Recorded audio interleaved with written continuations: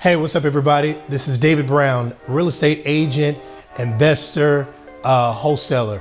As you know, I've been doing, I shared this in my last video, I've been doing real estate just for 2 years. I've had a successful 2 years. I mean, I've impacted my income, I've impacted the business just on things that I've learned, and I'm here to pass this stuff on. Right? So whatever nuggets you get, I hope you utilize it, apply it. If you do like what you see, I'm gonna continue to show you things that I call the secret sauce in the business.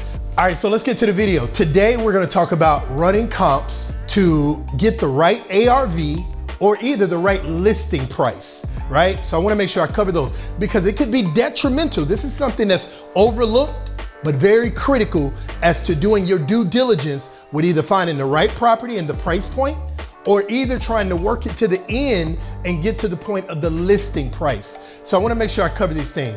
This is critical to the business, so here we go. I wanna highlight what I've seen that is gonna be beneficial, and then I'm gonna highlight some things that are detrimental, right? So the first thing is, I wanna break down what ARV means. I remember when people start really giving that acronym, early on, I was like, what is ARV? So there are people that really don't know what it is. It's after repair value. Let me just touch on this right quick, because I remember I was an idiot back in the day. I didn't know what ARV was, right? I would assume, I'm the type of guy that would be in a room, and if you start saying certain things that I didn't understand, I'll play along with it, I'll go along with it like I knew what you were talking about. But I don't want to give that to you, and I don't want you to take that class that I took. ARV, I want to explain it to you. It's after repair value. And what that means is this. There's a purchase price for that home and it will be sold to the end user, the buyer or the investor. That purchase price now has a repair value. So what needs to go into this house? What needs to be spent on bathrooms, flooring, roof, AC, all of these things that have to go into the house to bring it up to market value. So the market value is what the house really goes for. So you want to make sure when you're running comps, you can't run this stuff. The biggest mistakes that I've seen is when people try to run their own comps not using a real estate agent. I've seen people use Zillow. I've seen people use other resources. And I have to say that these are not accurate resources. These, for example, I'll say Zillow, and I love Zillow, but they don't have up-to-date information a lot. They give you market value on a home, but it's not accurate based on, the last 3 months, 6 months, the last year at times. And you'll end up running or getting information that's old and outdated. Your best resource is gonna be a real estate agent. Either become a real estate agent and get the tools yourself to have the MLS available to you, or either work or partner with a professional, successful real estate agent that knows how to run comps. That way you can lean on him or her to run accurate comps for you and provide information back to you that's going to give you accuracy in how to really pinpoint a deal. So now that you know, I either got to lead on a real estate agent or I become a real estate agent myself. Now that we're past that point, how does the real estate agent or the person that has this available tool, how do you run comps and run them with accuracy?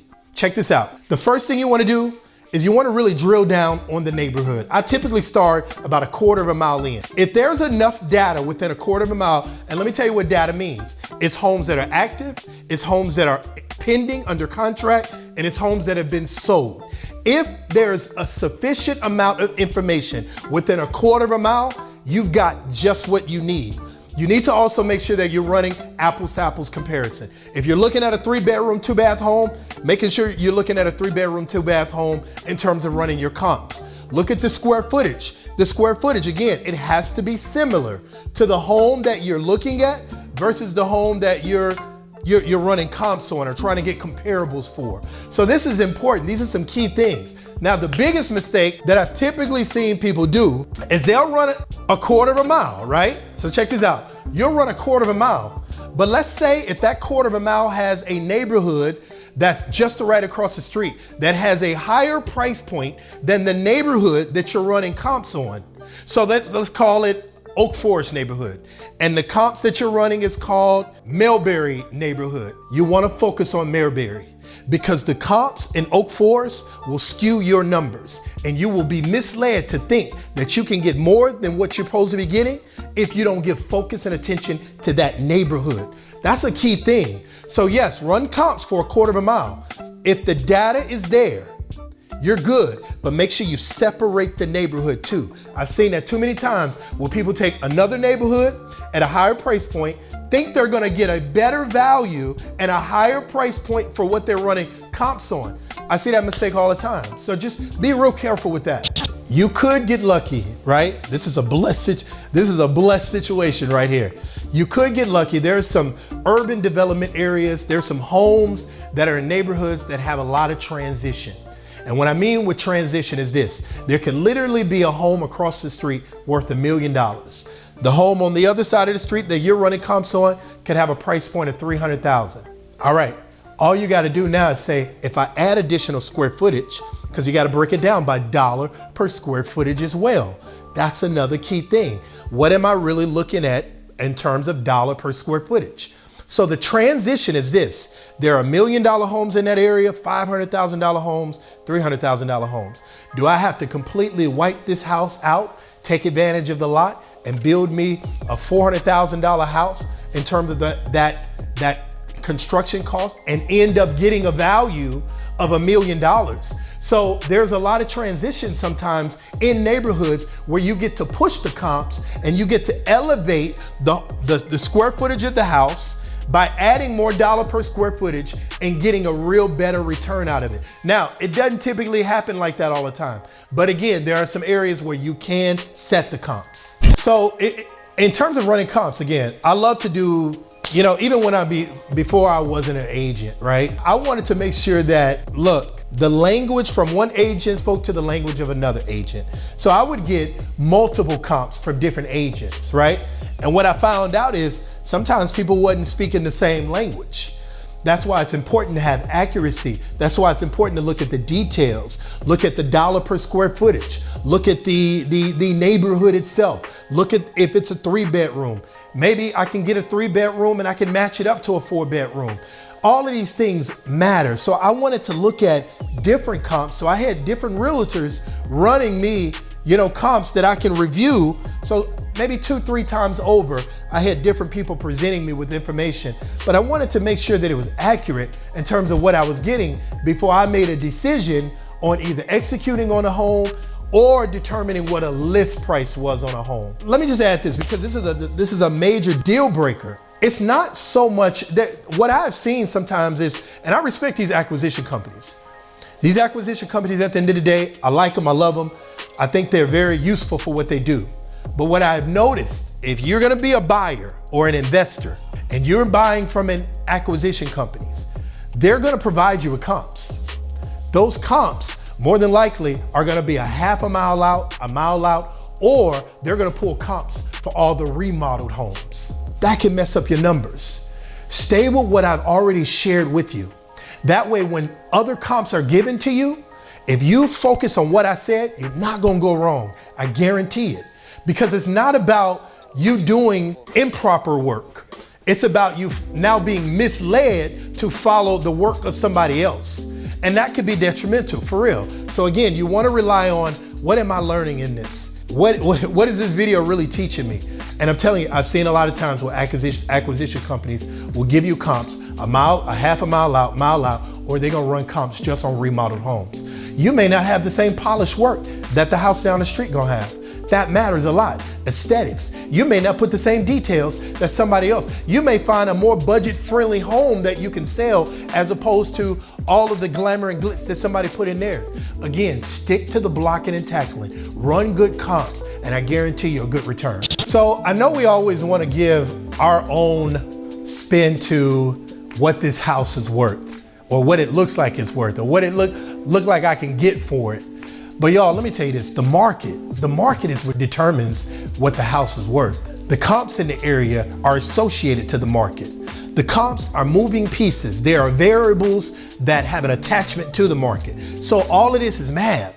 The market is telling you that these homes in this area sell for this. There is nothing about my opinion or your opinion that matters about it. Follow what the market is saying. Hold on to whatever the comps are contributing to you for what that dollar or that price point is. And those are the things you want to follow. Take your feelings out of it. It does not matter what your eyes think about it. It does not matter what your heart feel about it. Go with what the market is telling you. So I just want to share this with you. Listen, don't be afraid to partner with a real estate agent. If you find yourself at some venue, at some real estate, investor night, partner with somebody that's gonna, just kind of be right there side by side with you. I personally, as an agent, I didn't mind working with investors and running comps for them. I'll do it all the time. I can do it from my phone because what I knew, it doesn't matter if they asked me to run 3 comps, 5 comps, or 10, and I still didn't have a deal with them. Eventually, we're gonna do a deal. So open yourself up to partner with somebody. There's a good skill set you have that you can bring to the table, and there's a skill set that they have that they can bring to the table. Open yourself up to moving in the same direction with that person so that you can yield the best return. All right, so hey, just as an added tip, hear me out on this. This is, I always use that word, this is important. Everything I'm saying is important, seriously. But y'all, running ARV and looking at the ARV and looking at what the comps are and determining what the list price, that's the most critical part of this. That's the homework before you put your product out there or either go purchase the product. So running inaccurate ARVs or running inaccurate comps rather, it's hurtful to you buying a property and it's hurtful to you trying to list a property. So accuracy with that is so important. If you are in the Houston area, right, and I know I mentioned partner, and I will open myself up right now. If you're in the Houston area, you're an investor, reach out to me. Reach me on my Instagram page, David L. Brown 1911. Follow this YouTube page. Send me a message. Send me something to say, you know what? Hey, I appreciate you sharing the comps, but I'm having challenges with this one in particular thing. Can you give me service or help me in that area? I am totally wide open. In my 2 years of real estate, I have been very successful, but I'm sharing this stuff because nobody really pulled me to the side to say, man, let me show you the way. I'm giving you everything that I've journeyed through that's been experience to me, that I've had hiccups with, that I've had downfalls with, that I've had successes with. And I'm just passing this stuff on so that you don't have to take the class that I took, right? So in closing, I want to give this to you. You following me is not anything beneficial to me.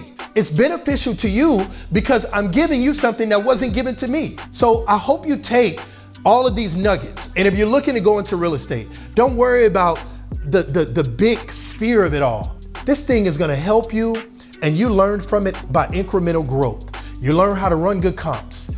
You learn how to nurture relationships. You learn how to best utilize the resources that you have in front of you. You learn tricks and trades and creativities within the game that you continue to take on. You don't have to grab the whole thing at one time. You learn and you grow incrementally. All right, so guys, go ahead and follow me. My name is David Brown. You can reach me on my Instagram, David L. Brown 1911. Follow this YouTube page, like and subscribe, and put in the comments what you want to see moving forward. I'm totally wide open to share, to give, to be a blessing to you, to serve you. But at the same time, I may not know everything, but if you put something in the comment that you need, I promise you I'll go get that information and I'll share it in the next videos. All right, I'll talk to y'all soon.